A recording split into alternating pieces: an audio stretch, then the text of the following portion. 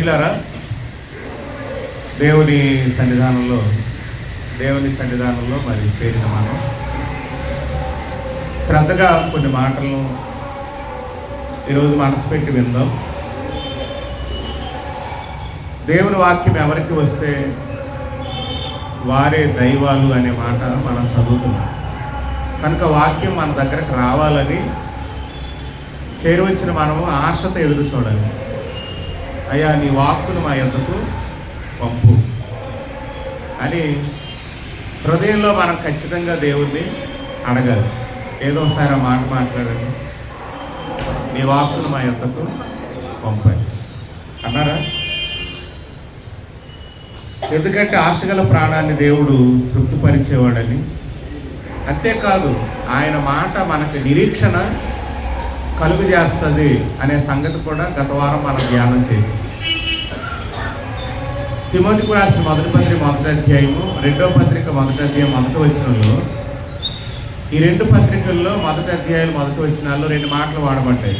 అదేంటంటే మన నిరీక్షణ అయ్యున్న క్రీస్తు అని ఉంటుంది, అలాగే మన జీవమయ్యున్న క్రీస్తు. నీ నిరీక్షణ ఎవరు అంటే ఖచ్చితంగా యేసుక్రీస్తే మన నిరీక్షణ. మన జీవం ఎవరంటే ఖచ్చితంగా యేసుక్రీస్తే. ఇలా ఉందో వాక్యంలో, ఆయన జీవించుచున్నాడు గనుక మనము రక్షింపబడుతున్నామని ఉంది. ఆయన జీవించుచున్నాడు కనుక మనము రక్షింపబడుతున్నాం. కనుక ఆయన జీవించుడి చేత మరి నిశ్చయముగా మనము రక్షింపబడుతాం. ఇలా చెప్తాం, మీరు అక్కడ ఉన్నారు కాబట్టి మా పని అయింది, మీరు అక్కడ ఉన్నారు కాబట్టి మా పని అయింది అని ఎవరి విషయమైనా మనం అన్న సందర్భాలు ఉన్నాయా? అంటే వారు ఉన్నటువంటి పొజిషన్ ఏం చేస్తుందంటే మనం చేయాల్సిన పనులను చేసి పెడుతుంది. ఒక కలెక్టర్ దగ్గర మీ పని అవ్వాలనుకునేటప్పుడు ఆ కలెక్టర్ దగ్గర ఉన్నటువంటి వ్యక్తి, లేదా ఇంకా ఎలాగనుకుంది ఆ కలెక్టరే మనవాడైతే అలాగనమాట. అందుకే దేవుని వాక్యాలు ఇలా ఉంది, ఆయన జీవించుట చేత మరి నిశ్చయముగా రక్షింపబడతాం అని ఉంది. ఆయన జీవిస్తున్నాడు, ఆయన మన కొరకు జీవిస్తున్నాడు అనేది మనం ఎరగాలని జ్ఞాపకం చేస్తున్నాం. కనుక మొదటి పత్రిక మొదటి అధ్యాయంలో మన నిరీక్షణ క్రీస్తు అని చెప్పిన చోట, రెండవ పత్రిక మొదటి అధ్యాయం మొదటి వచనంలో మన జీవము అని చెప్పాడు. ఇప్పుడు ఒకసారి చూడండి, మొదటి అధ్యాయం మొదటి వచనాలు చదవండి ఒకసారి.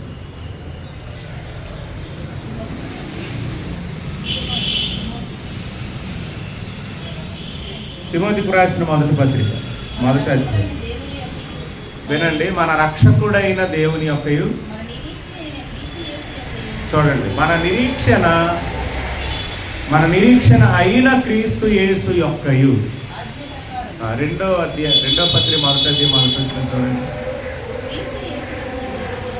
క్రీస్తు యేసునందు జీవమును గూర్చిన వాగ్దానం దేవుని చిత్తము వలన, చూడండి ఇక్కడ చెప్పాడు, క్రీస్తు యేసునందున్న జీవమును గూర్చిన వాగ్దానం అన్నాడు. మన రక్షకుడు మన నిరీక్షణ అయ్యున్న యేసుక్రీస్తు అన్నాడు. కనుక దేవుని పిల్లలారా,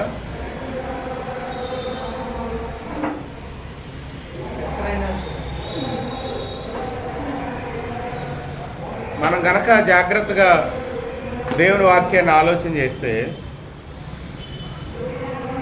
నీ సేవకునికి దయచేయబడిన మాట చొప్పున నీవు నాకు నిరీక్షణ కలుగజేసావు అని వ్రాయబడి. కనుక నిరీక్షణను కలిగించే మాట ఏదంటే,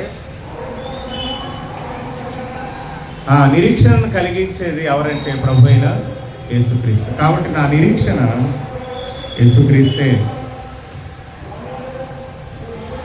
మీకు ముందు చెప్పినట్లు ఆ వ్యక్తి ఉన్నాడు కనుక నా పని అయింది అనేది ఎంత నిజమో, ప్రభు అయిన యేసుక్రీస్తు మన పక్షంగా కనబడుతున్నాడు కనుక మన జీవితాల్లో ఏవైనా జరుగుతున్నాయి అనేది అంతే నిజం.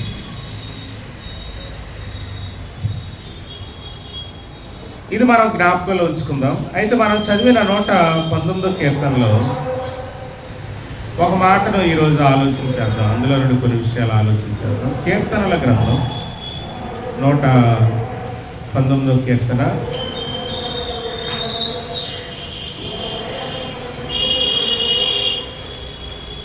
2 మాటలు. ఈ తేత్ యోధ్ అనే మాట నుండి మనం చదివాం కదా. ఇందులో ఇలా వ్రాయబడింది.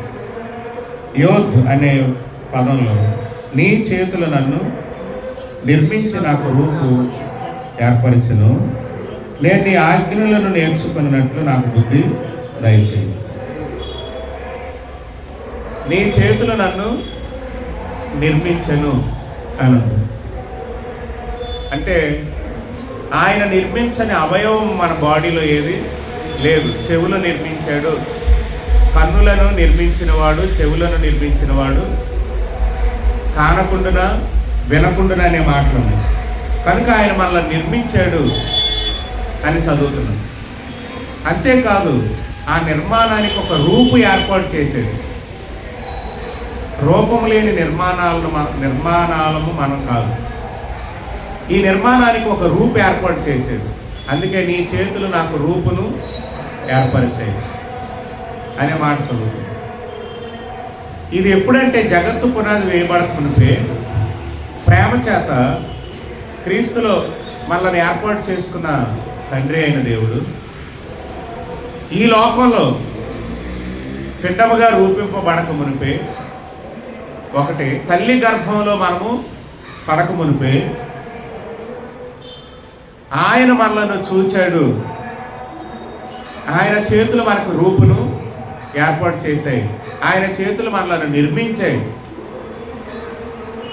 నిర్మించిన తర్వాత ఎలా అన్నాడు యెషయా గ్రంథంలో ఏమన్నాడంటే, తల్లి గర్భము నుండి నేను నిన్ను తీసిన వాడను అనే మాట కూడా అన్నాడు. ఆయన తీశాడు బయటికి. ఎందుకంటే ఆయన చేతులతో తీయబడ్డం, లేకపోతే మన గతి నేల పడిన పిండం గతి వలె ఉండేది.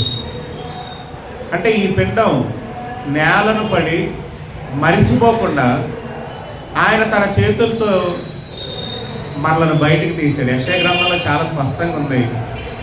ఆయన తల్లి గర్భంలో నుండి నన్ను తీసిన వాడవు నీవే కదా. అంటే పిండముగా ఉన్నది మొదలు, అవయవ నిర్మాణం చేసినది మొదలు, దానికి ఒక రూపాన్ని ఇచ్చినది మొదలు, ఆయన కనుదృష్టి మన మీద ఉంచి తిరిగి ఈ లోకంలోనికి మనం రావటానికి, తల్లి గర్భంలో నుండి సేఫ్గా బయటికి రావటానికి సహాయం చేసిన వాడు కూడా ఆయన. అందుకే దేవుని వాక్యంలో ఉంది, నీ చేతులు నన్ను నిర్మించాయని. ఇప్పుడు యెషయా గ్రంథంలో చదువుతున్నాం, తల్లి గర్భములో నుండి నన్ను తీసిన వాడు నీవే. లేదంటే మన గతి నేల పడిన పిండం గతి వలె అయిపోయేది. ఒక గర్భంలో 2 ఎగ్స్ ఉన్నాయి, అంటే కవలలండి. ఒక పిండం ఏమైందంటే ఆ రక్తస్రావం వల్ల ఒక పిండం పోయింది. అయితే రెండోది కూడా ఇక నేలను పడబోతున్న వేళ అది గుర్తింపబడి దేవుడు దాన్ని భద్రపరిచి అప్పటికి అది 7 అయిపోయింది, అది 8వది అన్నమాట. 8వది ఆ స్త్రీ గర్భంలో అది 8వ పిండం. అది ఇక అది నేలను పడబోయే, అంటే ఒకటి రక్తస్రావం అయినందున ఇక కంప్లీట్గా కడుపు క్లీన్ చేసేద్దామని చెప్పి తీసుకెళ్ళి దాన్ని చెక్ చేస్తున్నప్పుడు ఆ డాక్టర్ జస్ట్ ఒక్క సెకండ్లో కళ్ళు మూస్తే ఈ ఎగ్గ కనబడకుండా కూడా స్కాన్ వెళ్ళిపోయింది. కానీ తను చూస్తున్నప్పుడు అందులో ఆగండి అని చెప్పి 2వ పిండం ఉన్నట్లుగా గమనించారంట. అయితే దాన్ని మీరు 7వ నెల వరకు జాగ్రత్తగా, 3వ నెల దాటే వరకు భద్రంగా ఆ పిండాన్ని కాపాడుకోవాలని చెప్పినప్పుడు దాని విషయమే శ్రద్ధ తీసుకొని వాళ్ళు జాగ్రత్త పడ్డారు. అప్పటికే 7 అయిపోయినాయి, 8వ. ఇప్పుడు ఆ బిడ్డ ఎవరో కాదు, మా బామ్మర్ది కూతురు శ్రేష్ఠ. నిజంగా ఆ బిడ్డ అంటే నేల పడిన పిండం వలె కాకుండా దేవుని చేతులు ఏం చేస్తున్నాయంటే బిడ్డను భద్రపరుస్తున్నాయి. నిజంగా చెప్తున్నప్పుడు నాకు అనిపించింది, నా తల్లి కడుపులో నేను దిగబడిపోకుండా, నా తల్లి గర్భంలో నేను దిగబడిపోకుండా నన్ను కాపాడిన వాడవు నీవే. దేవుని స్తోత్రం. కనుక ప్రియులరా, నిజంగా దేవుని ప్రేమను మనం అర్థం చేసుకోగలగాలి.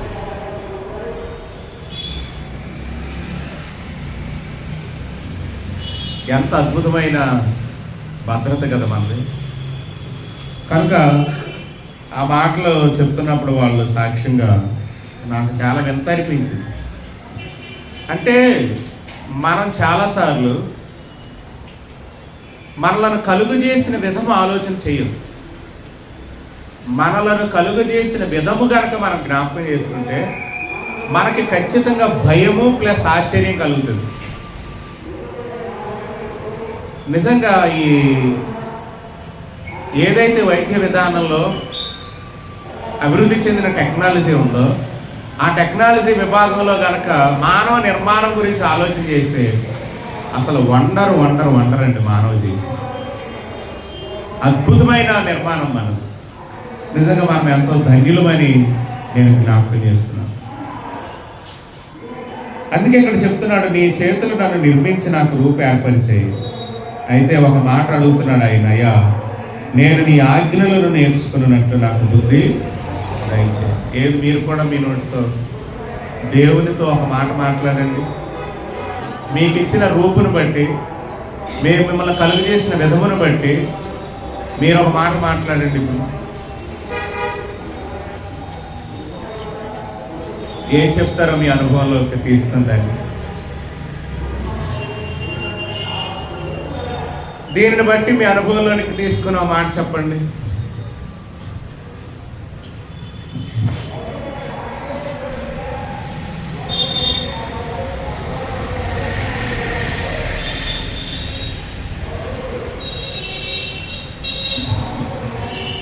చెప్తారు ఎవరైనా ఏదో మాట? దేవునితో మాట్లాడండి. మీకు ఇచ్చిన రూపానికి, మిమ్మల్ని కలుగు చేసిన విధానాన్ని బట్టి మీరేమంటారు? ఈయన ఏమంటున్నాడు? నీ ఆజ్ఞలో నేర్చుకునేటట్లు నాకు బుద్ధి దయచేయి. ఎందుకంటే నీ చేతులు నన్ను నిర్మించిన విధవాలకు ఉంది.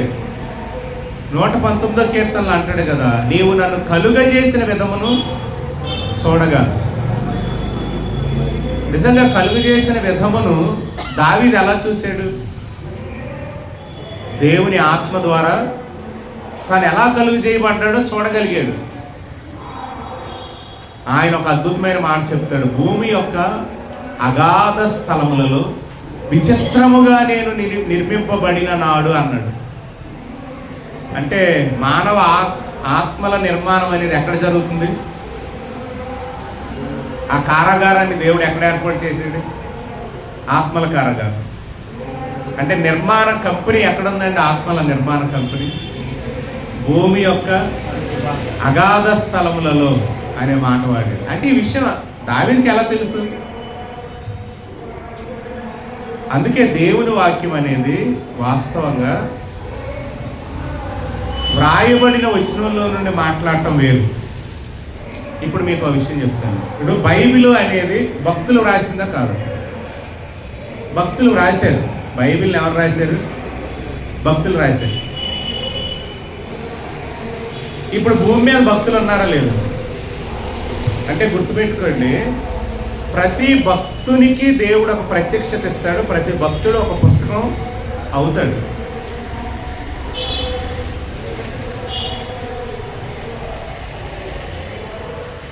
ఇప్పుడు పౌలు గారి పత్రికలు ఆయన చదువుతున్నాం అంటే రెవల్యూషన్ కలిగిన వ్యక్తులు బైబిల్ వ్రాతలు అయిపోయినాయా అంటే ఏమండి? సంఘము అనేది పరలోకానికి వెళ్ళిపోయే వరకు కూడా పరలోక ప్రత్యక్షతలు అంటే బైబిల్ రాతలు అనే మాటలో నేను వాడిన మాట చేర్చాల్సిన మాట ఏంటంటే పరలోక ప్రత్యక్షతలు అనేవి 66 గ్రంథాలతో అయిపోలేదు. పరలోక ప్రత్యక్షత అనేది సంఘం నిలిచినంత కాలము తన ప్రియులకు దేవుడు అనుగ్రహిస్తూనే ఉంటాడు ఆ ప్రత్యక్షత. అందుకే వారి ప్రత్యక్షతలు మనం చదువుతున్నాం. మన ప్రత్యక్షతలను గురించి కూడా తర్వాత తరము మాట్లాడాలి. ఇది మీరు నమ్మితే నిజం.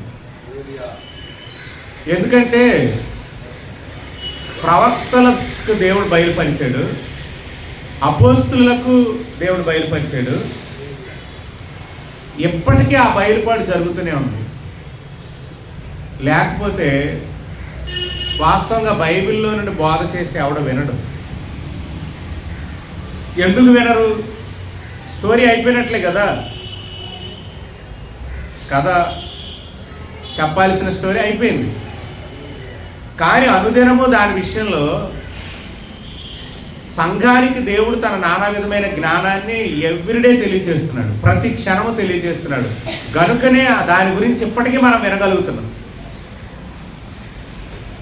అందుకే ప్రత్యక్షత అనేది అయిపోలేదు. సంఘానికి దేవుడు తన ప్రత్యక్షతను ఇస్తున్నాడు. దేవుని స్తోత్రం. దేవుడు సంఘానికి తన ప్రత్యక్షతను ఇస్తున్నాడు. స్తోత్రం చెప్తారు. కనుక గుర్తుపెట్టుకోండి, అది బైబిల్ చదివి ఎలా మనం సత్యాన్ని తెలుసుకోగలుగుతున్నామో మనకి నేటికి దేవుడు ప్రత్యక్షతలు ఇస్తాడు అనే విషయాన్ని మీరు మర్చిపోకూడదు. ఇప్పుడు చూడండి, ప్రధానులు అధికారులు పరలోకంలో ఉండి ఏం చేస్తున్నారు? సంఘం మీద దృష్టి పెట్టారన్నమాట. పరలోకంలో ఉన్న ప్రధానులు అధికారులు ఇప్పుడు సంఘం మీద దృష్టి పెట్టారు. ఎందుకు కదండి? రెండవది, దేవదూతలు తొంగి చూస్తున్నారు కదా.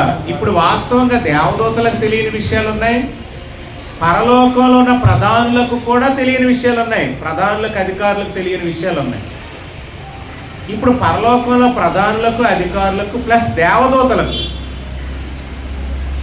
ఈ ఇరువురికి కావలసిన వాటిని ఎవరిస్తున్నారు? సంఘం ద్వారా తెలియజేస్తున్నాడు అనమాట దేవుడు. అందుకే అటు అధికారులు ప్రధానులు, ఇటు దేవదూతలు, వీళ్ళు సంఘానికి బయలుపరచబడే సంఘం ద్వారా దేవుడు చెప్పాలనుకున్న విషయాలు వారు తెలుసుకోవటానికి ఇప్పుడు సంఘం మీద వారికి అదృష్టం ఉంది. నమ్ముతున్నారా? ఒకసారి ఎఫెసీ పత్రికకి రండి. ఎఫెసీలకు రాసిన పత్రిక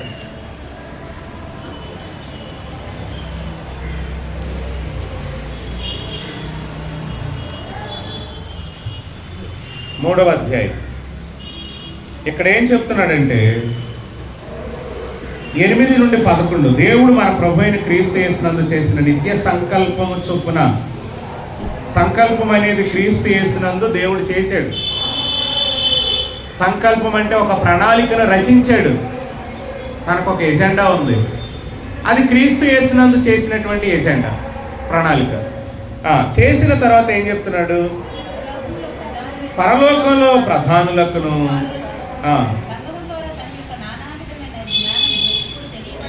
అంటే పరలోకంలో ఉన్నటువంటి ప్రధానులు అధికారులు వారికి ఇప్పటి వరకు తెలిసిన విషయాలు సంపూర్ణమైనవి కాదు,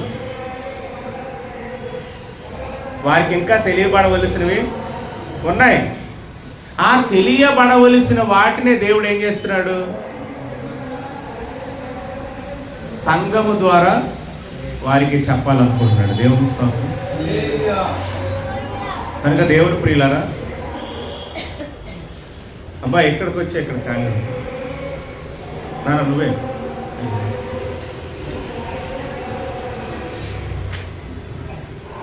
ఇప్పుడు దేవుడు సంఘం ద్వారా తాను చెప్పాలనుకుంటున్నాడు. కనుక ఈరోజు నేను జ్ఞాపకం చేసే మాటను శ్రద్ధగా వినండి. పరలోకంలో ప్రధానులు, అధికారులు ఎవరి ద్వారా సంగతులు నేర్చుకోదలిచారంటే సంఘం ద్వారా. అంటే ఇప్పుడు తెల్లవారితే ఎవరి మీద ఉంటుంది పరలోక ప్రధానుల, అధికారుల దృష్టి? సంఘం అంటే ఎవరు? నేను. ప్రతి వ్యక్తి ఒక సంఘం. సజీవమైన రాళ్ల వలె ఉండి సమాజంగా సంఘం. ఇండివిజువల్గా నేను ఒక చర్చ్. అలాగే దేవుడు ఏం చేశాడంటే పేతురు తన మొదటి పత్రిక 2వ అధ్యాయంలో చెప్తూ, సజీవమైన రాళ్ల వలె ఉండి మీరు మందిరంగా కట్టబడుతున్నారు. మనం అందరము కలిసి దేవాలయం అవుతున్నాం. అందుకే నేను దేవుణ్ణి ఎరిగాను, వ్యక్తిగతంగా ప్రార్థన చేసేసుకుంటా, వ్యక్తిగతంగా పాటలు పాడేసుకుంటా అయితే చల్లదు. అంటే కొందరు ఈ అభిప్రాయం ఉంది. వారు ఖచ్చితంగా సజీవమైన రాళ్ల వలె నిర్మింపబడుతున్న దానిలో కూడా ఒక పార్ట్గా చేర్చబడాలి. ఎందుకు? ఎందుకంటే నీ పక్కనున్న రాయికి ఇస్తున్న ప్రత్యక్షత నీకు లేకపోవచ్చు. నీకు ఇస్తున్న ప్రత్యక్షత నీ పక్కవాడికి లేకపోవచ్చు. మీ ఇద్దరు చేరటం ద్వారా ఒకరి ప్రత్యక్షతలను ఒకరు పంచుకుంటారు అన్నమాట. అప్పుడు మీరు చాలా బలంగా ఉంటారు. ఉదాహరణకు నువ్వు ఒక్కడవే భక్తి చేసుకుంటున్నావు, నువ్వు ఎవరితో కలవలేదు, నువ్వు 1000 మందినే తరుముతావు. కానీ వాళ్ళలో చేర్చబడి కట్టబడుతున్నప్పుడు మీ ఇద్దరు 10,000 మందిని తరుముతారు. అంటే బలం ఎంత పెరిగింది? ఎంత బలం పెరిగింది?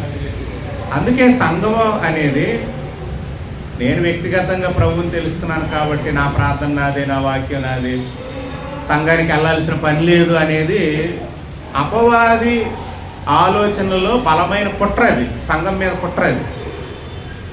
కాబట్టి మీరు కూడి రావాలి అనేది దేవుని ప్లాన్. దేవుని స్తోత్రం. కనుక అప్పర్ రూమ్లో కూడారు, ప్రతిరోజు ఇంటింటా కూడుకున్నారు, ఆదివారమున మానక కూడుకున్నారు. వారు రొట్టె విరిచారనే మాట కూడా చదువుతాం.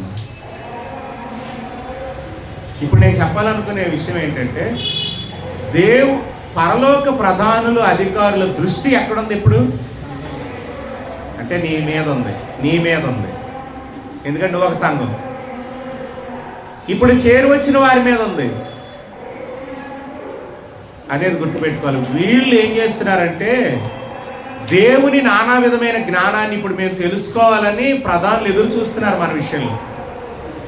ఎంత అద్భుతమండి అది. అందుకే నేను చెప్పేది ఏంటంటే, బైబిల్ వ్రాతలు అయిపోలేదు. దేవుని స్తోత్రం. ఎందుకంటే పౌలు పత్రికలు, పేతురు పత్రిక, యోహాను పత్రిక అని చెప్తున్నప్పుడు దేవుడు నీకు ఒక ప్రత్యక్షతను ఇస్తాడు. నిన్ను అందుకే పిలిచాడు. నీ ద్వారా తన నానా విధమైన జ్ఞానాన్ని చెప్పాలనుకుంటున్నాడు. అందుకే దావీదు ప్రార్థన ఏంటో తెలుసండి. ఇప్పుడు చదవండి, దావీదు ప్రార్థన ఏంటి? యోధులో ఉన్నటువంటి మాట. యోధ్ అంటే 10వ అక్షరం. యోధ్ అంటే ఆయన చేతులు. యోధ్ అంటే చేతులు. నీ చేతులు నన్ను నిర్మించను, నీ చేతులు నన్ను నిర్మించాయి, నీ ఆజ్ఞలను అనుసరించి నడుచుకునేటట్లు నా బుద్ధి దయచేయి. ఎందుకు బుద్ధి దయచేయబడాలంటే ఆయన ఆజ్ఞలను అనుసరించి జీవించేటట్లు. ఇప్పుడు రెవల్యూషన్ కొరకు, ప్రత్యక్షత కొరకు. దేవుని స్తోత్రం. కనుక గుర్తుపెట్టుకోండి, ఇలా చెప్పాడు దేవుడు, మరి ఎక్కువైనది ఎవడు మీకు ఇచ్చును అనే మాట ఎక్కడుంది? మరి ఎక్కువైనది ఎవడు మీకు ఇచ్చును?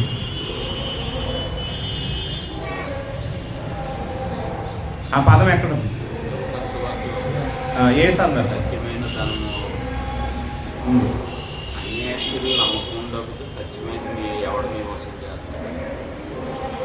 రెండోసారి, మరి ఎక్కువైనది ఎవడ మీకు ఇచ్చింది?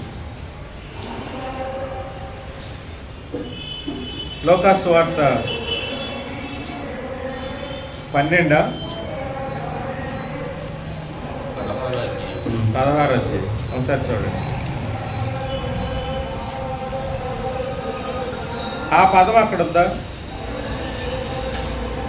కాబట్టి మీరు అన్యాయస్తుల విషయంలో నమ్మకంగా ఉండని యెడల సత్యమైన ధనము ఎవడు మీ వశం ఇది సత్యమైన ధనము ఎవడు మీకు మీ వశం ఎవడు చేస్తాడు? మరి ఎక్కువైనది ఎవడు మీకు ఇచ్చిన అనే పదం తలాంతుల దగ్గర వాడా? ఒకసారి ఆ పదం వెతకండి.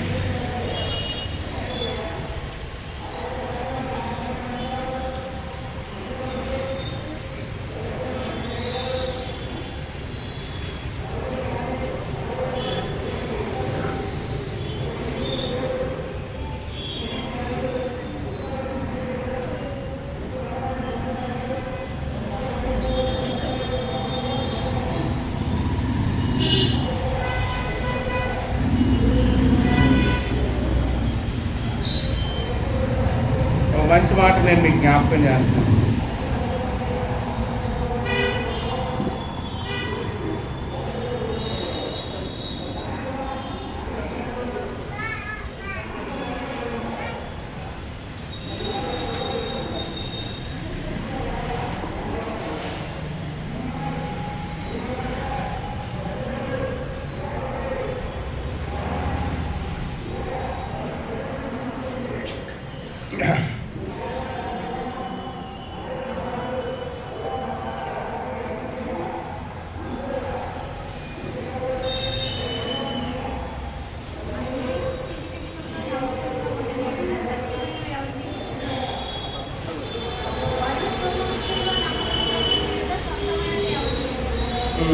మీరు పరుల సొమ్ము విషయంలో నమ్మకంగా ఉండడంలో మీ సొంతమైనది, రైట్, మీ సొంతమైనది, ఈ పదమే మరి ఎక్కువైనది అని కాదు, కానీ మీ సొంతమైనది ఎవడు మీకు. ఇప్పుడు మీరు గమనించండి, సత్యమైన ధనమును ఎవరు మీ వశించేస్తారు? సొంతమైనది మీ సొంతమైనది మీకు ఎవడిస్తాడు? మీ సొంతమైనది మీకు ఎవడిస్తాడు? అంటే దేవుడు మనల్ని నిర్మించాడు, రూపు ఏర్పాటు చేశాడు, సంఘంగా మనలను ప్రేమ చేత క్రీస్తు యేసునందు క్రొత్త సృష్టిని చేసి నూతన సృష్టిగా మనల్ని మలుచుకున్నాడు. అదే సంఘం. మనం సజీవమైన రాళ్ళ వల్ల ఉండి నిర్మింపబడుతున్నాం. ఇప్పుడు వినండి, నేను చెప్పిన దానికి ఉన్న లింక్ ఏంటంటే, దేవుడు అంటే పరిశుద్ధ గ్రంథంలో దేవుడు సంఘానికి చెప్పాలనుకున్నది అంతా అయిపోలేదు. ఎందుకంటే ఎప్పటికీ దేవుడు రెవల్యూషన్ ఇస్తానే ఉంటాడు. అంటే అయితే ఒకటి, ఎలాగంటే మనకిస్తున్న రెవల్యూషన్ ఖచ్చితంగా పరిశుద్ధ లేఖనాలను దాటి ఉండకూడదు. ఓకేనండి? అంటే మీకు ప్రతి కాలంలో దేవుడు ప్రత్యక్షతలు ఇస్తాడు, అది జరిగే ప్రాసెస్, సంఘం ఉన్నంత కాలం జరిగే ప్రాసెస్ అది. అయితే ఈ ప్రత్యక్షతలు పరిశుద్ధ లేఖనాలను దాటి వెళ్ళిపోకూడదు. అలా వెళ్ళిపోతున్నాయంటే మాత్రం దానిని అనుమానించాలి. అంటే ఇది పునాది. ఈ పునాది ఏం చేయాలంటే, నిర్మాణం కొరకు ఇవ్వబడుతున్న వాటిని పునాది అంగీకరించగలగాలి. సంఘ నిర్మాణ విషయంలో దేవుడిస్తున్న ప్రత్యక్షతని పునాది అంగీకరించగలగాలి. ఎందుకంటే అపోస్తులు ప్రవక్తలు వేసిన పునాది మీద మనం కట్టబడుతున్నాం. కట్టబడుటకు అనుగ్రహింపబడుతున్నవి ఏవైనా పునాదికి వెలుపులు ఉండకూడదు, బేస్మెంట్ దాటి వెళ్ళకూడదు. అంటే పరిశుద్ధ లేఖనాలను అనుసరించినవై ఉండాలి దేవుడు మనకి ఇస్తున్నటువంటి ప్రత్యక్షతలు. దేవుని స్తోత్రం.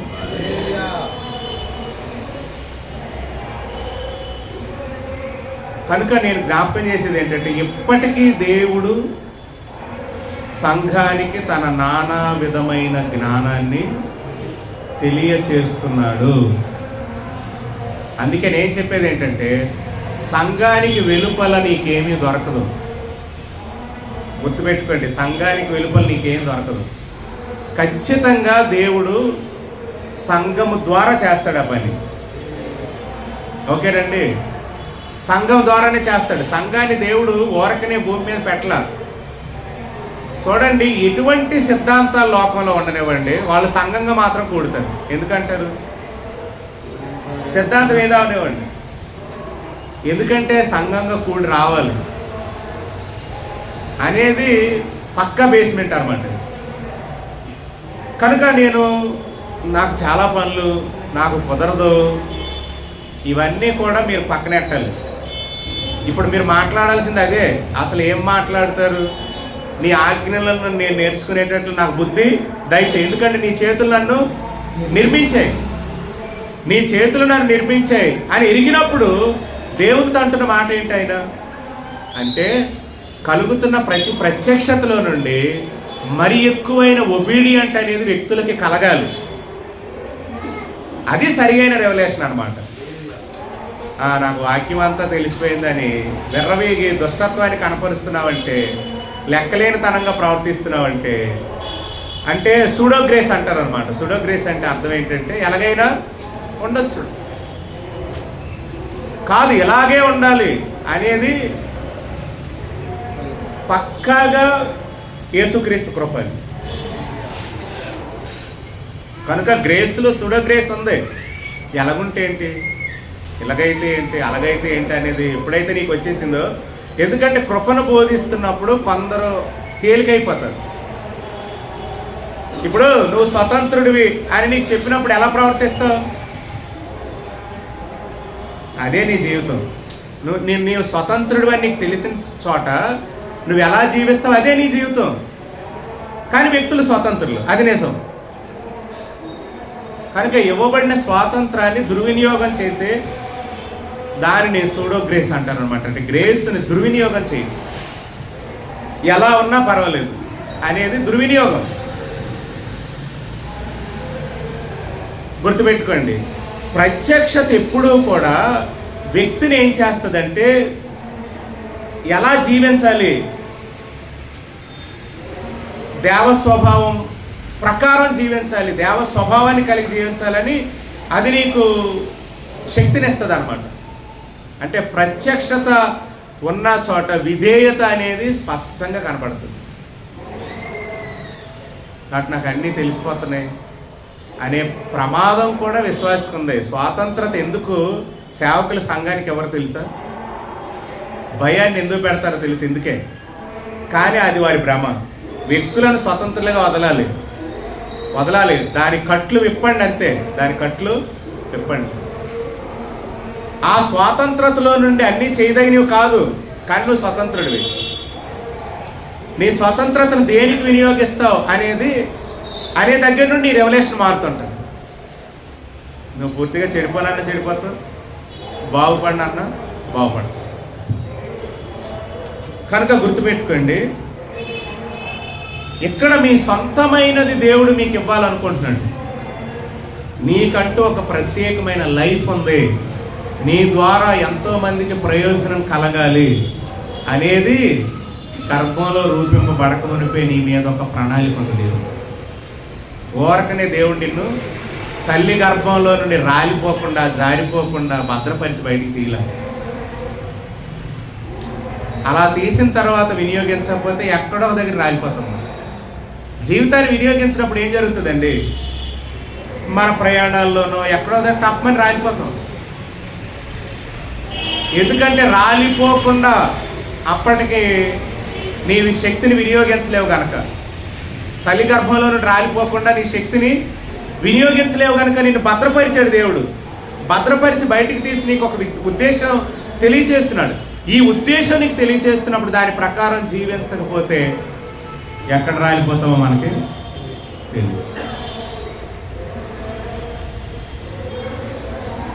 అది బైబిల్ చెప్పే నిజం. అర్థమవుతానండి నా మాట. కనుక నీ చేతులు నన్ను నిర్మించను అనే రెవల్యూషన్లో నుండి కలుగుతున్న విధేయత ఏంటో తెలుసా? నీ ఆజ్ఞల చొప్పున నడవటానికి నాకు సహాయము చెయ్యి, బుద్ధి దయచేయి. రెవల్యూషన్ ఉన్న చోటే విధేయత. అయితే రెవల్యూషన్ దుర్వినియోగం చేసే వాతావరణం కూడా లేకపోలేదు. ఈ సంగతులు మనకు అర్థం అవ్వాలి.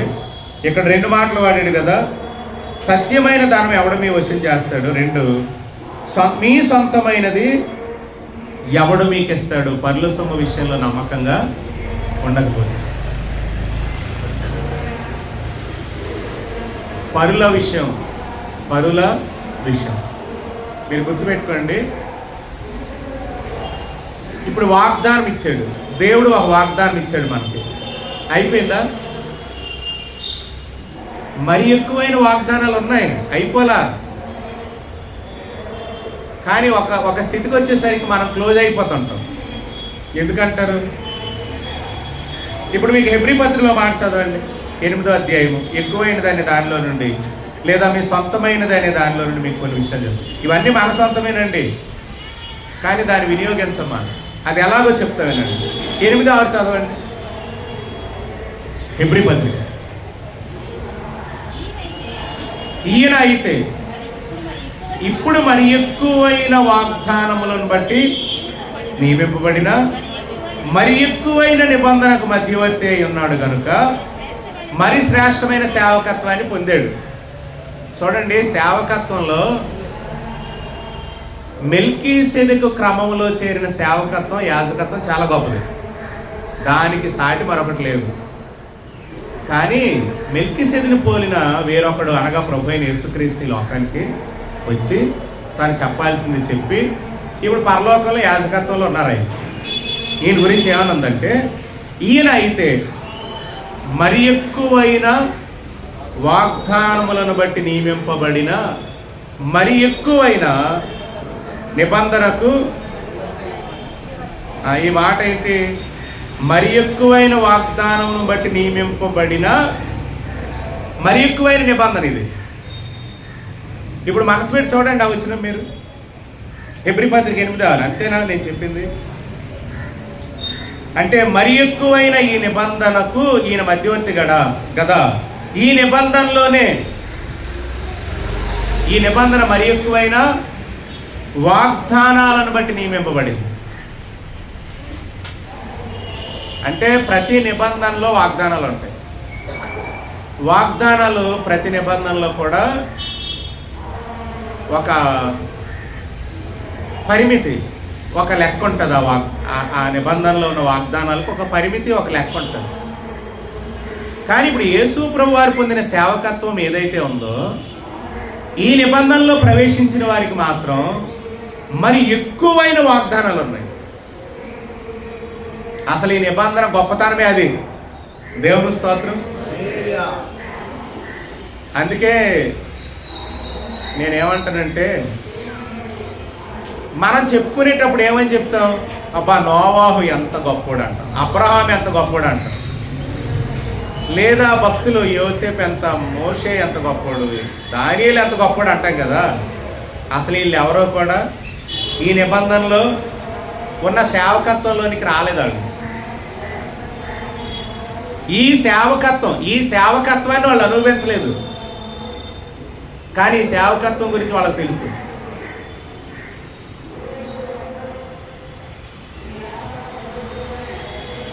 నేను చెప్పే మాటలు అర్థం చేసుకుంటే మీరు ధన్యజీవులే. దేవుని స్తోత్రం. మీకు అర్థం కాకపోతే ఇంకా అవపరించండి. దేవుని ప్రియులారా, ఆలోచించేయండి. దేవుని సన్నిధానంలో మళ్ళీ చదవండి, హెబ్రీ 8:6.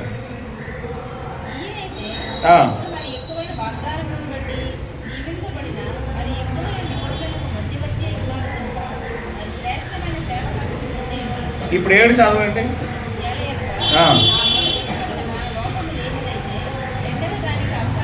అది కథ. మొదటి నిబంధన లోపం లేనిదైతే రెండో దానికి అవకాశం లేదు. ఇప్పుడు ఉన్నటువంటి, అయితే ఇక్కడ మనం మాట్లాడుకునే మాట ప్రాముఖ్యంగా ఏంటంటే, ఎక్కువైన వాగ్దానములను బట్టి నియమింపబడిన మరి ఎక్కువైన నిబంధన. ఇది గుర్తుపెట్టుకోండి. ఇది ఎందుకు ఎక్కువైన నిబంధన? ఇది ఎందుకు లోపం లేని నిబంధన? ఇది ఎక్కువైన వాగ్దానాలను బట్టి నియమింపబడింది. రైట్. ఇప్పుడు నేను చెప్పాలనుకునే మాట, మీకు ఎంత రెవల్యూషన్ ఉంటే అంత ఒబీడియంట్ ఉంటుంది మీకు. అవిధేయతకు మూలం ఏంటో తెలుసండి? వాక్యం తెలియకపోవటం కాదు, తెలిసిన వాక్యం. విచిత్రంగా లేదా మీకు? తెలిసిన వాక్యమే అవిధేయులుగా చేస్తుంది కొందరిని. కానీ అలా అయిపోయిన వారు ఉన్నారా? బైబిల్లో పరిశుద్ధ గ్రంథంలో అయిన వారు ఉన్నారు అలాగా? బోల్డ్ మంది కదండి. బల్ల దగ్గర పరిచర్య చేసిన 7గురిలో ఒకడేమైపోయాడు, 12 మంది శిష్యుల్లో ఒకడేమైపోయాడు. ఓకేనండి. సరే, పౌలు పరిచర్యల్లోకి వచ్చేసరికి అలెగ్జాండర్ అనే కన్సర్వాడు, హుమనేను ఫిలేతు, హుమనేను అలెగ్జాండర్, దేమా, లేదా ఇప్పుడు మనం డెమెత్రి, దియోత్రెఫే, గాయల గురించి చెప్పేటప్పుడు వారిలో ఒకడు మమ్మల్ని చేర్చుకొని వారిని కూడా చేర్చుకొనివ్వకుండా భక్తులకే తప్పలేదు పాటలు అన్నమాట. వీళ్ళేమి సామాన్యులు కారండి. వాళ్ళ నడికట్లు తగిలితే చచ్చిపోయిన వాళ్ళు బతికారు. అంతటి పవర్ఫుల్ భక్తులకే వ్యతిరేకమైన వాతావరణం కలిగింది. యోహాను అసలు మరణమే చూడని వ్యక్తి. యోహాను పరిచర్యలో అభ్యంతర కారణం ఎవరు? దియోత్రెఫే, డెమెత్రియా? ఆయన పేరేంటి అంటే ఈ 2 పేర్లు కొంచెం కన్ఫ్యూజ్గా ఉంటాయినా. 2వ పత్రిక రండి మీరు, ఒకసారి ఆ మాట చూడండి. అతడు ఏం చేస్తున్నాడు వచ్చి.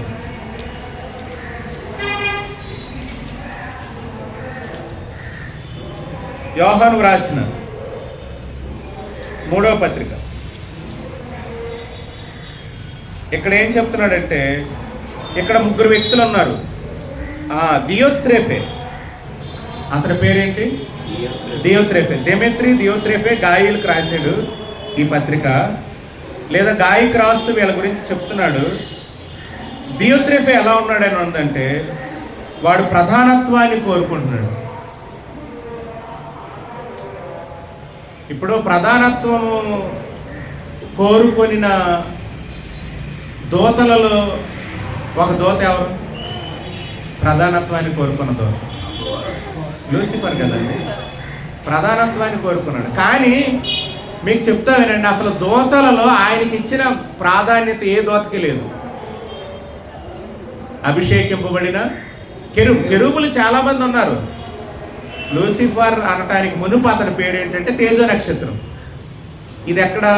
యెషయా 14. అభిషేకింపబడిన కెరూబు ఇది ఎక్కడ? యెహెజ్కేలు 28. ఈ అభిషేకింపబడిన కెరూబు కాలుచున్న రాళ్ల మధ్య సంచరిస్తున్నాడు. అతడు నియమింపబడిన నాడు పిల్లల గ్రోవులు ఊదాడు. నిజంగా ఒక మాట గట్టిగా చెప్పాలంటే, దేవుడు ఏదైనా తన హృదయంలో అనుకుంటే మొదట ఎవరికి చెప్పేవాడో తెలుసా? ఈ తేజ నక్షత్రానికి. అక్కడి నుండి అన్ని లోకాలకి ఆ వార్త వెళ్ళేదనమాట. అంటే అంత ఉన్నత స్థానం ఇస్తే చివరాఖరికి వాడు ఏమనుకున్నాడంటే, అసలు దేవుని స్థానమే కొట్టేస్తే ఎలా ఉంటుంది అనుకో. ఎంత అన్యాయం అండి. అసలు ఆ ప్లేస్లోకే దూరేద్దాం అనుకున్నాడు. మరి కలుగు చేసిన వాడికి మరుగేదన్నా ఉంటుందా? కలుగు చేసిన వాడికి మరుగు ఉంటుందండి. అందుకే మీరు గమనించండి, యేసు ప్రభు వారికి వాడబడిన మాటలు లూసిఫర్కి వాడబడ్డాయా? వేకువ చుక్క అనే మాట ఎవరికి వాడబడింది? ప్రభు అయిన యేసుక్రీస్తుకే. మళ్ళీ ఎవరిలో చూస్తాం? అది లూసిఫర్కే చూస్తాం. వేకువ చుక్క అనే మాట. దేవుని ప్రియులారా, దేవుడు మనకి చాలా ప్రాధాన్యత విలువిస్తున్నప్పుడు ఏం చేస్తామంటే, మనం ఆ విలువను మనం పాడు చేసుకుంటాం. దేవుని సన్నిధానంలో గుర్తు చేసుకున్నాం ఆ విలువను. దేవుడు మనకిచ్చిన ఆధిక్యతలలో మనం నిలుచుంటే అసలు ఆధిక్యతల్లోనే ఇంకా ఎక్కువైనవి మనకు దయచేయబడతాయి. కనుక తనది కాని ఉనికి పట్టు గురించి ఆలోచన చేయకూడదు. తాను పెట్టని గుడ్లను పొదిగే కౌజు పెట్ట మనసు ఉండకూడదు. ఇప్పుడు మీరు గమనించండి, దేవుని వాక్యం ఏముందంటే,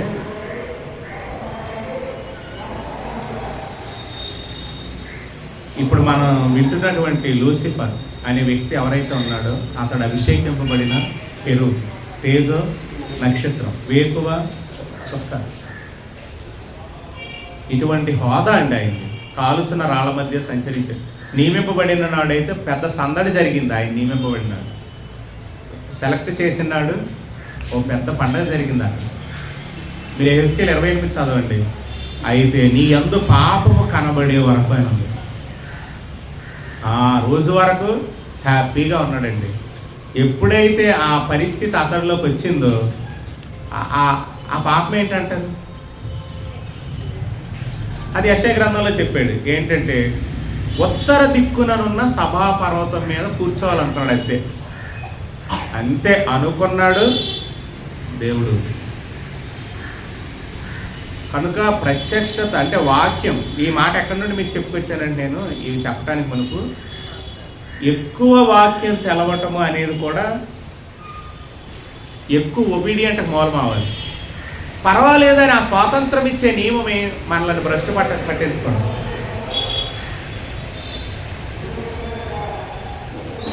అవును, తప్పు చేస్తే ఏం లేదుగా, ఇలా తప్పు చేసినా పరలోకం వెళ్తాంగా అనే నియమంలో ఎన్నైనా చేస్తుంటే ఏం జరుగుతుంది? అక్కడ రాలిపోకుండా భద్రపరిచిన వాడు ఎక్కడ రాలిపోతాడు. దాన్ని ఏమన్నాడు? సూర్యుని క్రింద చెప్తున్న సంగతుల్లో ప్రసంగి ఏం చెప్పాడంటే నీ దినములకు మునిపి వెళ్ళిపోవటం అన్నాడు. నియమింపడిన దినాలు ఉన్నాయి, 100 రోజులు ఉన్నాయి, కానీ 88వ రోజు వెళ్ళిపోయామ్మా. అంటే నియమింపబడిన దినాలకు మునిపి వెళ్ళటాన్ని ఏమంటారంటే అక్కడ రాలిపోకుండా కాపాడాడు, కానీ ఇక్కడ మాత్రం మనం రాలిపోతాం. కనుక గ్రేస్ను సూడోగా వినియోగించుకోవద్దు. అది మీకు అర్థమగును గాక. కానీ దేవుని వాక్యం కృప సత్య సంపూర్ణమే, అందులో సందేహం లేదు. దానికి వెలుపట వాక్యం కాదు, అది అబద్ధం. కనుక ఈ స్వాతంత్రం ఇచ్చే నియమం ఏదైతే ఉందో మీకు ఒకటేనండి. దేవుని వాక్యం ఏదేని తోట. మీరు గుర్తుపెట్టుకోండి, దేవుని వాక్యం అంటే దేవుని వాక్యం అంతా కూడా ఏదేని తోట వాతావరణమే. అక్కడ చెప్పండి, అక్కడ వాళ్ళకున్న రిస్ట్రిక్షన్స్ ఏమైనా ఉన్నాయా? ఎంతో స్వతంత్రత ఉంది, ఒక్కడ తప్ప అన్నాడంటే. ఇప్పుడు కూడా అదే మనకు ఉపదేశింపబడుతున్న కృప విషయంలో కూడా ఒక్కదాని విషయంలోనే మనకు నియమం ఉంది. కనుక ఏదేను తోట దేవుని వాక్యం ఏదేను తోటను పోలిందే చెప్పబడాలి. అందులో ఒకటే అడ్డు ఏంటంటే ఆ పండు నువ్వు తినొద్దు. దాన్ని రెండవదిగా ఎలా చెప్తాను? ఆ పండు నీవు తినొద్దు అంటే మంచి చెడ్డలలో నీ వ్యవహారం ఉండొద్దు.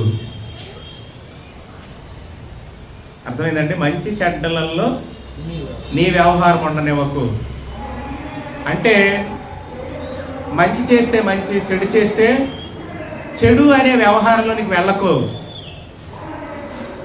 పండు తినుదినమున నిశ్చయముగా చచ్చదు అంటే అర్థం ఏంటంటే మరి ఇదే మంచి చెడ్డలు దేవునికి తెలుసా తెలీదు, కానీ ఆయన నిర్వహణ ఎలాగుంటుంది? మంచిలోనే ఉంటుంది. కానీ మంచి చెడ్డలు తెలుగు నుంచి వృక్షఫలం తిన్నాక వీళ్ళ మనసు నిర్వహణ మారిపోయింది. దానికి ఫస్ట్ రుజువు ఏంటంటే అంజూరపు ఆకులు చుట్టుకోండి. రెండోది ఏంటంటే దాక్కోండి.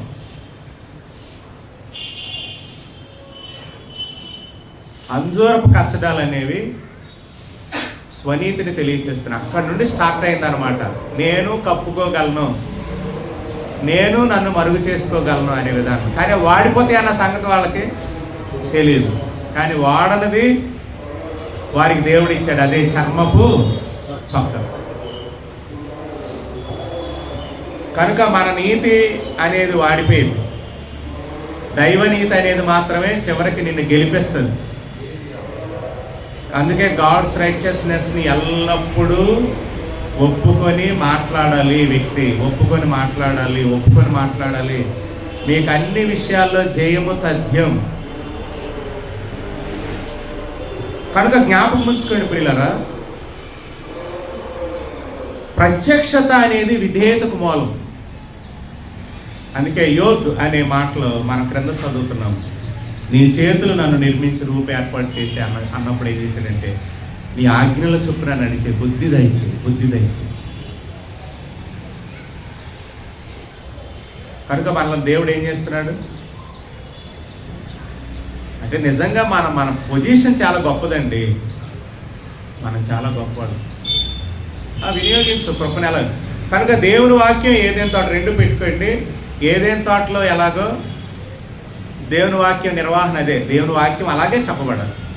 రెండు, దేవుని వాక్యంలో అని చెప్పినప్పుడు నేను ఏం చెప్తున్నానంటే, మంచి చెడ్డలు అనేటప్పుడు ఆ పండు అని చెప్పినప్పుడు మంచి చెడ్డలను బట్టి వ్యవహరించే మనస్తత్వము మనకి చాలా ప్రమాదం. చూడండి, ఒకరిలో మనకు చెడు కనబడిన వెంటనే ఏమవుతాం మనం? అప్పటి వరకు ముఖం చూసి మాట్లాడి చక్కగా ఏదో చెప్పి చేసిన వాళ్ళం ఇప్పుడు ఇంకా అలా చెప్పలేము. కానీ అప్పుడు కూడా అలాగే చెప్పగలిగేది ఎప్పుడు అంటే, ఆ చెడుని బట్టి నేను నిర్వహణ అనేది నా జీవితంలో జరగనప్పుడు. ఆ చెడుని నేను విన్నాను, ఆ చెడు గురించి నేను తెలుసుకున్నాను కదా, దానిని బట్టి నేను నిర్వహణ చేయనప్పుడు. అయితే దీనికి మీకు ఒక మాట చెప్పాను, ఏంటి? దేవుడికి మంచి చెడ్డలు తెలీదా? ఉందగా, అదే ఆదికాండంలో ఆదాము కూడా మంచి చెడ్డలను ఎరుగునట్లు మనలో ఒకరి వంటి వాడు అయిపోయాడు. కానీ దేవుడు ఎప్పుడు వ్యవహరించే విధానం దేనిలో ఉంటుంది? ఖచ్చితంగా మంచిలోనే ఉంటుంది. దేవుడు ప్రేమ స్వరూపి, ప్రేమ దేవుడు. అయితే ఆయన మరి శిక్ష చేస్తున్నాడా? చేయట్లేదా? చేస్తుండగా. అంటే చేసే శిక్ష కూడా దేనిలో నిర్వహింపబడుతుంది? అయింది మంచిలోనే. మీకు బాగా అర్థం అవటానికి తండ్రి పిల్లల్ని చెప్పాడు హెబ్రీ పత్రిక 12వ అధ్యాయం. పిల్లల తల్లిదండ్రులను ఎలా అని చెప్పాడో నేను కూడా అంతే అన్నాడు. అంటే ఆయన వ్యవహరించే విధానం మన విషయంలో చెడుగులో ఉండదు. చెడుగులు అంటే చావాలని కొట్టడం. చెడుగులో వ్యవహరించే తండ్రి తల్లి అనుకోండి, వాళ్ళు చావాలని కొడతారు. కానీ చావాలని కొట్టకుండా తల్లి తండ్రి వాడు బాగుపడాలని కొట్టే విధానం ఉంది. చచ్చిపోవాలని కొట్టిన వాళ్ళు ఉన్నారా? తల్లిదండ్రులు ఉన్నారండి చచ్చిపోవాలని కొట్టిన వాళ్ళు లేరా? మీకు ఎన్ని వీడియోలు చూపించాలి? ఒక తల్లి అయితే ఆడి కడుపు మీద ఎక్కేసి తొక్కేసింది. ఒక తల్లి పుట్టిన వెంటనే ఆ బిడ్డని ముళ్ళ పొదల్లో పడేసింది. కారా? ఒక తల్లి ఒక తండ్రి రెండు కాళ్ళు పట్టుకొని నేలకేసి కుడిసి పెట్టినాయి. తండ్రులే వాళ్ళు, తల్లులే వాళ్ళు. చూడండి, చావాలని కొట్టడం అదే కదా అన్నాడండి సామెతల గ్రంథాలు. ఏమన్నాడు? అయితే అతడు చావాలని నువ్వు కొట్టొద్దని చెప్పాడు. కోరుకోవద్దు అన్నాడు. అసలు చచ్చిపోవాలని కోరుకోవద్దు అన్నాడు. అంటే నీకు మంచి చెడులు తెలిస్తే ప్రమాదం ఏంటో తెలుసా? నీ వ్యవహారం ఎక్కువ చెడులోనే జరుగుతుంటుంది. అందుకే చాలాసార్లు నిజంగానే మన ముందున్నవారు వాళ్ళు చెడుగా ప్రవర్తిస్తున్నారన్న విషయం మనకు తెలియకపోవడం చాలా మంచిది. ఎందుకంటే దాన్ని ఖండిస్తాడు, దాన్ని దేవుడు తొలగిస్తాడు. కానీ అది తెలిసినప్పుడు మనం ఎంటర్ అయిపోతాం. సర్వసాధారణ లక్షణం అది. కనుక గుర్తుపెట్టుకోండి, దేవుడు మంచి చెడ్డలు ఎరిగినోడే. మంచి చెడ్డలు ఎరిగినోడు వీళ్ళెందుకు మంచి చెడ్డలు ఎరగకూడదు అనుకున్నాడు?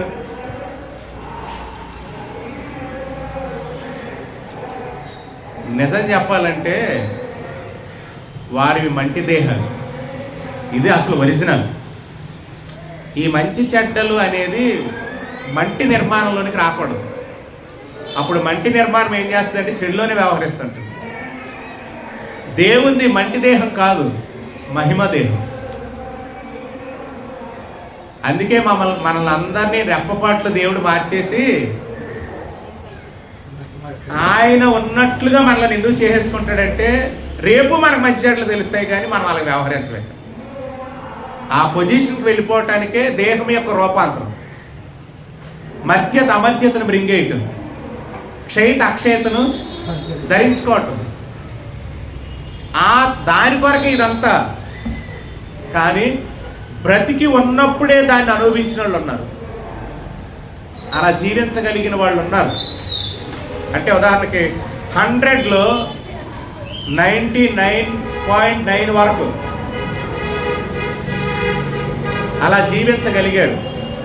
లేదా 100% జీవించారంటే తప్పేంటి? ఇప్పుడు అపోస్తులు అలాగే కదండి. అయితే మీరు వారిలో కోపము ఆవేశాలు మీరు చూస్తారు కదా, అది దైవ కోపం. అది మీకు చెప్పాను. మంచి చెట్లు ఏంటంటే చావాలని కొట్టరు, చావాలని కొట్టేటట్టు చేసేది కంప్లీట్ చెడులో వ్యవహారం. అందుకే దేవునికి మంచి చెట్లు తెలుసు, కానీ తను చేసే నిర్వహణ అంతా మంచిలోనే ఉంటుంది. కానీ మట్టి శరీరంలో మనం ఉన్నాం కాబట్టి అది మనకు వద్దనుకున్నాడు దేవుడు. ఏది? ఈ మంచి చెడ్ల తెలివి నీకు వద్దురా బాబు, నీ వల్ల కాదని దేవునికి తెలుసు. చచ్చిపోతావు, అది నీకు తెలిస్తే చచ్చిపోతావు నువ్వు. ఎందుకంటే బ్రతకడే నీ వల్ల కాదే.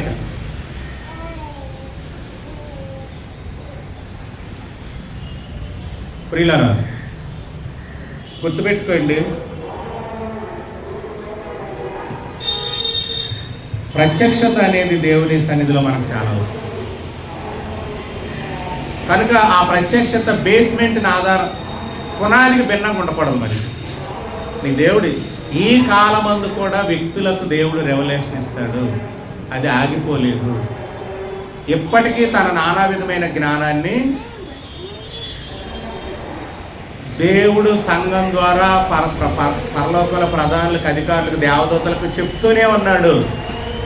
నమ్మండి, ఇక్కడ ఆల్రెడీ దేవదూతలు వచ్చి ఇప్పుడు మన సంఘం ఇప్పుడు పరిచర్య చుట్టూ దేవదూతలు ఉన్నారు. ఇక్కడ వినాలని ఏం చెప్తాడు, ఈయన ఏం చెప్తాడు వినాలని వాళ్ళు ఆల్రెడీ వచ్చి ఉన్నారు. ఇక్కడ నమ్మిన వారు స్తోత్రం చెప్తారా? పక్కాగండి.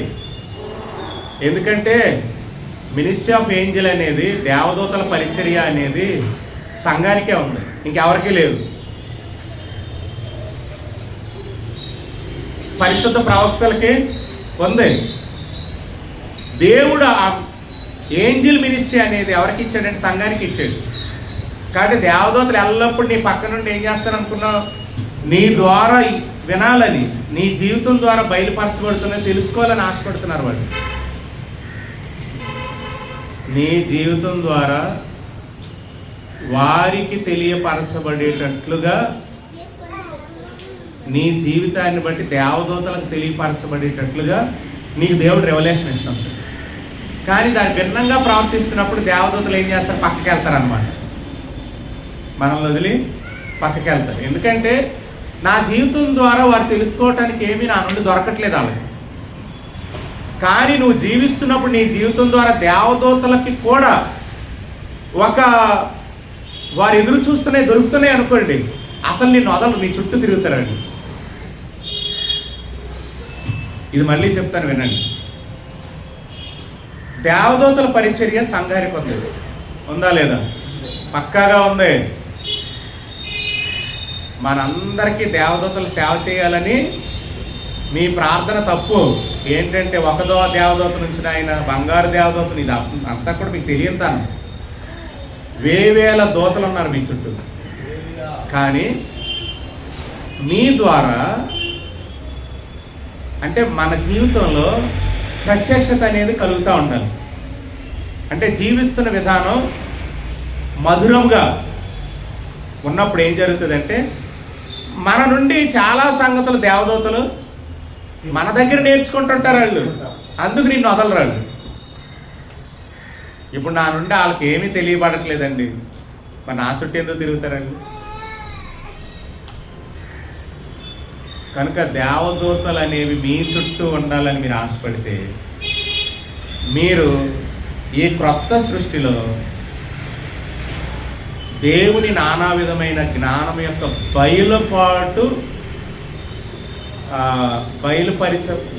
బయలుపాటును తెలియచేసే, బయలుపరిచే ఘటముగా మారిపోవాలి. మనం ఘనత కొరకైన ఘటముగా మారిపోవాలి. దేవుడు నా ద్వారా చెప్పాలనుకునే వాటికి ఆ యజమానుడు వాడుకునే ఘనత గల ఘటముగా నేను మారిపోతే అసలు దేవదూతలు నీ చుట్టే తిరుగుతాయి. ఎందుకంటే నీ ద్వారా చాలా విషయాలు వాళ్ళకి తెలుస్తూ ఉంటాయి. కానీ నా ద్వారా అసలు వాళ్ళకి ఏమీ తెలియట్లేదు. ఎందుకు ఉంటారండి నీ చుట్టూ దేవదూతలు? ఉండలేరా? కానీ నువ్వు జీవించు, నీ జీవితం ద్వారా బయలుపాటు అలా కలుగుతుంటుంది. వాళ్ళు నిన్ను వదలు. నువ్వేం ప్రార్థన చేయాల్సిన పని లేదు. దేవదూతలు అనరండి, నా చుట్టూ ఉండండి అనటానికి వీళ్ళు. కనుక మనం చెడులో నిర్వహణ మన జీవితం ప్రారంభమైన నాడు దేవదూతల మినిస్ట్రీని కూడా కోల్పోతాం. అందుకే ఏదైనా ఏ పరిస్థితులను. కానీ ఒక విషయం చెప్తున్నాను, దేవుడు కూడా శిక్ష చేస్తారంటే చెప్తాడు ఆయన కూడా మనుషులు. కానీ దేనిని బట్టి? నీ క్షేమం కోరి. ఇప్పుడు మీరు మీ పిల్లలకి ఏదో ఒక విషయంలో తప్పిదోళ్ళు ఉన్నారండి, మీ పిల్లలకి మీరు ఏం చేస్తారు? చెప్తారు, అరే ఇది వద్దని. వాడు తిరుగుబాటుదారిగా మారారు అనుకోండి, ఏం చేస్తారు? కొద్ది రోజులకి ఎక్కడికి విషయమై ఇంకా ఆడితో మాట్లాడరు మీరు. ఎందుకంటే ఇక మీ నుండి ఏ మంచి వాడు పొందలేడు. ఎందుకంటే మీరు మంచినివ్వాలనుకొని శిక్ష చేశారు, మంచినివ్వాలనుకొని వారిని గద్దించారు, మంచినివ్వాలనుకొని దెబ్బలు వేశారు వీపు మీద. కానీ వాడు ఎలా మారిపోయాడు? ఆ మంచి కొరకు చేస్తున్న శిక్షని చాలా సీరియస్గా తీసుకొని నీకు విరోధంగా మారిపోయాడు. ఇప్పుడు చెప్పండి, తల్లిదండ్రులు ఆ పిల్లోడికి ఇంకే మంచి ఇవ్వగలరు?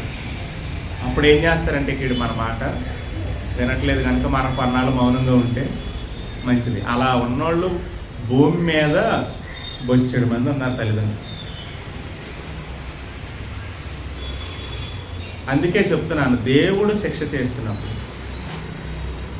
లేదా మీకు పరిచర్య చేస్తున్న సేవకుడు సేవకురాలు మీకు చెప్తున్నప్పుడు కూడా మీరు తృణీకరిస్తే ఇక ఇంకొకటి మీకు మేము చెప్పలేము. ఎందుకంటే చెప్పిన ప్రతిదాన్ని మీరు ఏం చేస్తున్నారు? తప్పుగానే చిత్రీకరిస్తున్నప్పుడు ఇక మీకు ఎందుకు చెప్పగలం? ఇంకో మంచి ఎలా చెప్తాను చెప్పండి? చెప్పలేమండి, ఆగిపోవాల్సి వస్తుంది. ఇది సేవకుడు చేస్తున్న విభాగంలో, అది బిడ్డలు నిర్వహిస్తున్న తల్లిదండ్రుల విభాగంలో, పైన దేవుడు చేస్తున్న శిక్షలు. ఆయన కూడా ఏం చేస్తాడంటే ఇశ్రాయేలీలను 400 ఏళ్ళు వదిలేసింది పడండ్రపాట్లే. అంటే మీరు ఏ ఆఫీస్కి వెళ్తారు? తల్లిదండ్రులు అనే ఆఫీస్కి వెళ్ళండి, నేను చెప్పిన మాట నిజమా కాదా ఆఫీస్లో చూడండి. తల్లిదండ్రుల ఆఫీస్ నుండి దేవుని ఆఫీస్కి వెళ్ళండి, దేవుని ఆఫీసులో నేను చెప్పింది నిజమా కాదో చూడండి. ఇప్పుడు ఇక్కడ నుండి సేవకుడు ఆఫీస్కి రండి, సేవకుడు ఆఫీస్లో కూడా ఇది నిజమా కాదో తెలుసుకోండి. మీకు ఇంకో మాట చెప్పనా? సర్వశక్తిమంతుడు అనేది ఏదో అనుకున్నారు, అదొక ఆఫీస్ అండి. ఇవన్నీ కూడా తండ్రి అనేది మనందరికీ దొరికిన గొప్ప భాగ్యం. కానీ ఈ తండ్రి నిర్వహించే విధానాలు ఆఫీసెస్ ఉన్నాయన్నమాట. ఆయన సర్వశక్తిమంతుడిగా పనిచేసే ఆఫీస్ ఉంది, అదే సమయంలో ఆయన శిక్ష చేసే ఆఫీస్ కూడా ఉంది. ఓకేనండి? తండ్రి నన్ను ఏమి చేయడు అని అనుకోవటం భ్రమ. ఈ దేవునికున్న పేర్లు ఉన్నాయి కదా, ఈ పేర్లన్నీ కూడా అవన్నీ ఆఫీసులు అన్నమాట. ఆయన ఒకసారి ఈ ఆఫీస్ నుండి ఈ ఆఫీస్ వస్తాడు, దేవునికి స్తోత్రం, ఇక్కడ నుండి నిర్వహణ మొదలెడతాడు తండ్రే. కానీ ఆఫీస్కి వచ్చేసరికి ఆయన కలెక్టరే. కలెక్టర్గా ఉండి నేను బాగుందిరా నేనని చెప్పి నువ్వు ఏం చేసి ఊరుకుంటాడా? కలెక్టర్ అలా చేయడు. ఒక ఏసీపీ ఉన్నాడు, ఒక ఎస్పీ ఉన్నాడు అనుకోండి, అతడు తండ్రే. కానీ ఎస్పీ ఆఫీస్కి వెళ్తే ఇంతకు మించి మీకు నేను దేవుని లక్షణాలను వివరించలేను, నా వల్ల కాదు కూడా. కనుక ఇవన్నీ ఆఫీసెస్. మీరు తండ్రిగా చూస్తున్నారు, దేవుని స్తోత్రం. ఆ తండ్రి ఏ ఆఫీస్లో ఉన్నాడో ఆఫీస్ నుండి మీకు అక్కడి నుండి నిర్వహణ ఉంటుంది. ఓకేనండి. కనుక దేవుడు శిక్ష చేసే ఆఫీస్ కూడా ఉంది.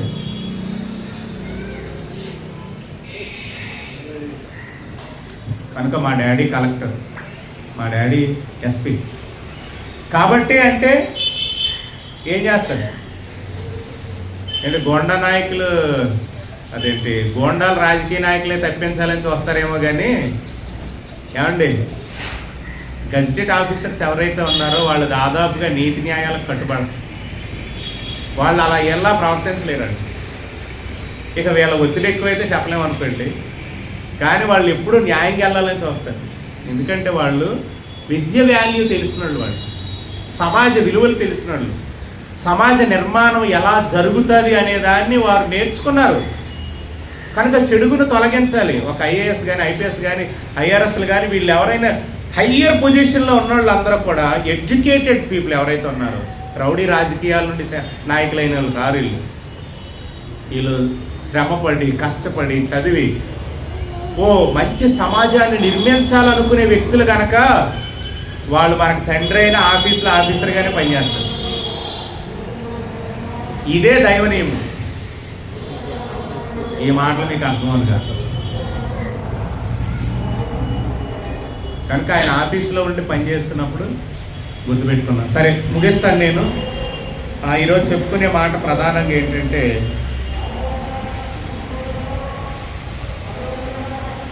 ఈరోజు నేను చెప్పే మాట ఏంటంటే, మీకు అనుగ్రహింపబడుతున్నటువంటి ఎక్కువైన కృప మీ జీవితంలో దుర్వినియోగం కాకుండా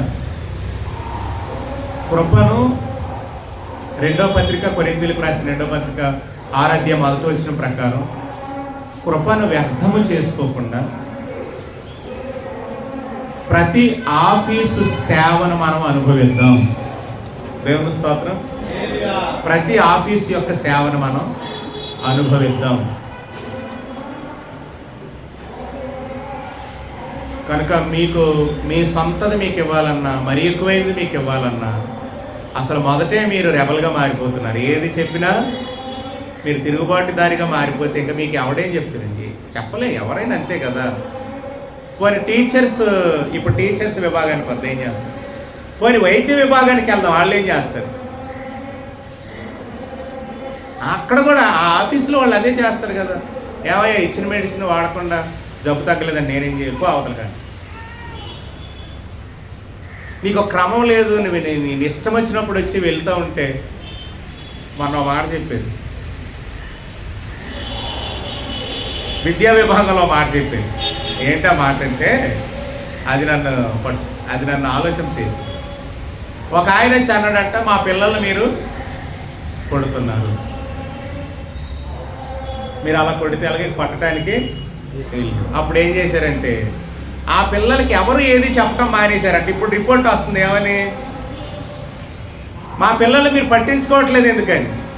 అదేంట్రా, కొడితే ఏమో కొట్టాడు అన్నావు కాబట్టి కొన్నాళ్ళు వదిలిపెట్టాం. ఇప్పుడేమంటున్నావు నువ్వు? పట్టించుకోరేంటి? మేము పట్టించుకోం, పంపించి వస్తారు పోతారు, వస్తారు పోతారు, వస్తారు పోతారు, మేమైతే ఇంకా పట్టించుకోం. అంటే చూడండి, మేలు కోరి శిక్ష చేస్తున్నాడు. ఇది ఎవరుగా చెప్పింది? గిరిమాస్టర్ గారే. దేవుని స్తోత్రం. మరి స్కూల్ విభాగం మన దగ్గర ఎవరిది ఉంది? అందులో శ్రీని సార్ ఇంకా గట్టి అనుకుంటా, లేదా? మీ ఆఫీస్ పర్వాలేదైతే